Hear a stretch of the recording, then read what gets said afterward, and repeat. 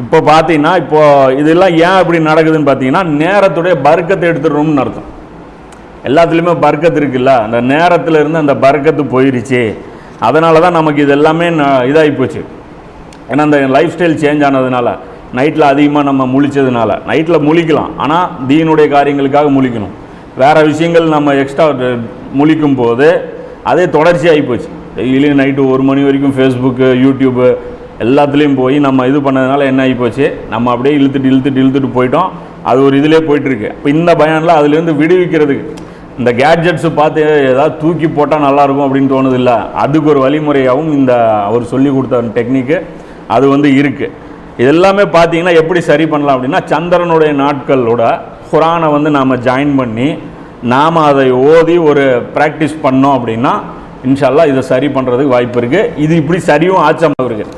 யாருக்கு? இம்ரான் ஹுசைன் அவர் சொல்கிறாரு, எனக்கு வந்து நேரம் வேகமாக போகிறதில்லைன்ட்டு. ஒரு 4 வருஷம் ஆச்சம்மா, இது 2-3 வருஷம் பக்கமாக ஆச்சு. அவர் தொடர்ச்சியாக அதை நான் பண்ணிக்கிட்டே இருக்கும்போது இப்போ எனக்கு ரீசெட் ஆகிப்போச்சு. இப்போ என்னுடைய நேரம்லாம் சரியாக வேகமாக போகிறதில்ல.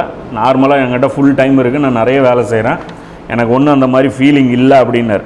ஸோ அதுதான் நம்ம வந்து ஃபுல் ப்ரீஃபாக பார்க்க போகிறோம். அவர் இவ்வளோ இதாக சொல்லலை, அவர் சொன்ன விஷயங்கள் வேறு. நாம் வந்து ஒரு சில விஷயங்கள் நம்மளை கூடுதலாக, ஏன்னா நம்மளால் இதில் இப்படி குரானில் வழி இருக்கா, அதில் இப்படி இருக்கா, இதில் இப்படி இருக்காம்பாங்க. ஸோ அதனால் கொஞ்சம் கூடுதல் விளக்கங்களோடு அது பார்ப்போம். ஏன்னா அந்த பயானுடைய சாராம்சம்னு சொல்லியாச்சு, அப்போ அதில் இது பேசலையே அப்படின்னு சொல்லி நீங்கள் நினைப்பீங்க. இம்ரான் ஹுசைனுடைய பயானம் இந்த இங்கிலீஷில் பார்த்தவங்க, ஏன்னா அது இம்ரான் ஹுசைன் பயானுன்னு சொல்கிறான், ஆனால் இம்ரான் ஹுசைன் சொல்லாத விஷயங்கள் வேறு என்னென்னமோ சொல்லிட்டுருக்கிறான் அப்படின்னு நினைக்காதீங்க. அது கூடுதலாக நான் கொஞ்சம் எடுத்தது. இம்ரான் ஹுசைன் பேசுனது அப்படி சைடில் அது இருக்கட்டும். இது நாம் கொஞ்சம் நம்முடைய கூடுதல் தெளிவுக்காக, ஏன்னா நம்முடைய புரிதல் வந்து கொஞ்சம் இன்னும் கொஞ்சம் கம்மியாக இருக்குல்ல, தமிழ் பேசக்கூடிய மக்களுடைய புரிதல் வந்து கொஞ்சம் கம்மியாக இருக்குது. அதனால் அப்போ முதல்ல நம்ம என்ன பார்க்க போகிறோன்னா, குரானை எதற்கெல்லாம் பயன்படுத்தலாம், குரானை எதற்கெல்லாம் பயன்படுத்தலாம் அப்படின்னு ஒரே பர்பஸ் கிடையாது குரானில், மல்டி பர்பஸ் இதுதான் குரானு. அப்போ எதற்கெல்லாம் பயன்படுத்தலாம்னா 3 விஷயங்கள் இப்போ நான் பார்த்த வரைக்கும். ஒன்று நேர்வழிக்காக, ஹிதாயத்துக்காக பயன்படுத்தலாம். 2வது மன நிம்மதிக்காக குரான் பயன்படுத்தலாம். அதே மாதிரி நோய் நிவாரணத்துக்காக குரான் பயன்படுத்தலாம். இன்னும் இருக்கும், நிறைய இருக்கும். இப்போ நாம் இன்றைக்கி எடுத்தது 3. அதில் ஃபஸ்ட்டு விஷயம் பார்க்க போகிறதில்ல, ஏன்னா அதுதான் நம்ம ஃபுல்லாகவே அதை நம்ம பார்த்துட்ருக்கோம். அது பெரிய சப்ஜெக்ட். நேர்வழிக்காக எப்படிலாம் குரான் வழிகாட்டுதுங்கிறது தான் அது மொத்த வாழ்க்கையுமே. 2வது மன நிம்மதி ப்ளஸ்ஸு நோய் நிவாரணம். அப்போ இதில் என்னன்னா மன நிம்மதி வந்து எப்படி அப்படிங்கிறத பார்க்குறோம். எப்படின்னா, நபி ஸல்லல்லாஹு அலைஹி வஸல்லம் காலத்திலேயே ஒரு சஹாபி ஒருத்தர் வீட்டில் குரான் ஓதுறாரு. ஒரு சஹாபி குரான் ஓதிட்டுருக்கிறார். வெளியே பார்க்குறாரு, வீட்டுக்கு வெளியே குதிரை இருக்குது. குதிரைக்கு மேலே ஒரு மேகம் அப்படியே திரண்டு அந்த குதிரைக்கு மேலே நின்றுட்டுருக்கு. அந்த மேகத்துக்குள்ளே இருந்து ஒரு வெளிச்சம் இருக்குது, ஒரு விளக்கு எரிஞ்சிட்டு இருக்கிற மாதிரி ஒரு வெளிச்சம் வந்து அந்த மேகத்துக்குள்ளே இருக்கு. அது போய் குதிரைக்கிட்ட அது கிட்ட போகுது. கிட்ட போனவுடனே அந்த குதிரை என்ன பண்ணுது, பயத்தில் குதிக்குது. பயத்தில் அது காலை தூக்கணுன்னா பக்கத்தில் அவருடைய குழந்தை படுத்துட்டு இருக்கு. இதை பார்த்துட்டு அந்த சஹாபி என்ன பண்ணுறாரு, குரான் ஓதுறதை நிறுத்துறாரு. சூரா கஹஃப் தான் ஓதுறாரு, அதை ஓதுறதை நிறுத்துறாரு. நிறுத்தின உடனே அதுக்கப்புறம் காலையில் வந்து நபி ஸல்லல்லாஹு அலைஹி வஸல்லம் சொல்கிறாங்க, இந்த மாதிரி வந்து அல்லாஹ்வுடைய தூதரை இந்த மாதிரி வந்து எனக்கு நேற்று அனுபவம் ஏற்பட்டுச்சு, இது அப்படின்னு சொல்லி விளக்கம் கேட்கும்போது ரசூலுல்லாஹ் சொல்கிறாங்க, அது நீங்கள் அப்படியே ஓதி இருக்கலாமே, நீ தொடர்ந்து ஓதி இருக்கலாமே, அது சக்கீனத் எனும் அமைதியாகும்.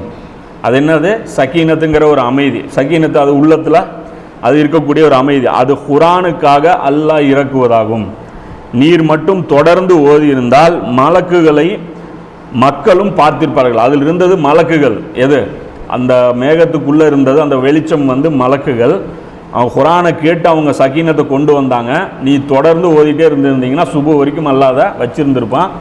மக்களும் வந்து அந்த மலக்குகளை வந்து பார்த்துருப்பாங்க அப்படின்னு சொல்லி நபி ஸல்லல்லாஹு அலைஹி வஸல்லம் சொல்கிறாங்க. இது புகாரியில் 3614 5018வது ஹதீஸ். இதில் இன்னொரு கூடுதல் தகவலும் சொல்கிறேன். இப்போ இதில் சூரத்துல் கஹஃப்னு இருக்குல்ல, இதே புகாரியில் பார்த்தீங்கன்னா இன்னொரு இடத்துல அதே சம்பவத்துக்கு என்ன சூறா இருக்குது, பக்ரான்னு எழுதியிருக்கு.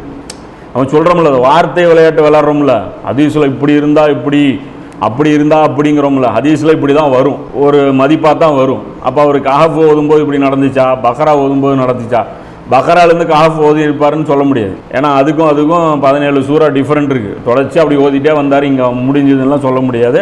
இப்படி தான் வரும். நம்ம சகோதரர்கள் புரிஞ்சுக்கிறதுக்காக சொல்கிறேன்.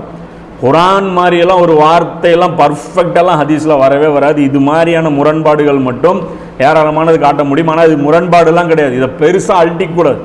முஹத்தீஸின்கள் யாருமே அதை அழட்டிக்கவும் மாட்டாங்க. அதுக்காக அந்தந்த இடத்துல நம்ம சொல்கிறோம். இதுக்கு முன்னாடி கூட நிறைய உதாரணம் காமிச்சிருப்பேன். காபத்துல்லாவுக்கு உள்ளே போய் நபி ஸல்லல்லாஹு அலைஹி வஸல்லம் அவர்கள் தொழுதாங்களா இல்லையா, அது சம்பந்தமாகவும் சஹீஹான ஹதீஸ்களே 2 கருத்தில் நேர் எதிரான கருத்தில் வரும்.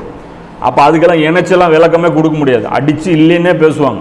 ஸோ அந்த மாதிரிலாம் இருக்குங்கிறது இந்த இடத்துல ஒரு கூடுதலாக ஒரு தகவல் சொல்லிக்கிறேன். இப்போ இந்த இடத்துல இவர் என்ன, மலக்குகள் இறங்குறாங்க அந்த குரான் ஓதும் போது அந்த அமைதியை கொண்டு வந்துட்டு அவங்க இறங்குறாங்க. அப்போ இதில் ஒரு விஷயம் இருக்குதா இல்லையா?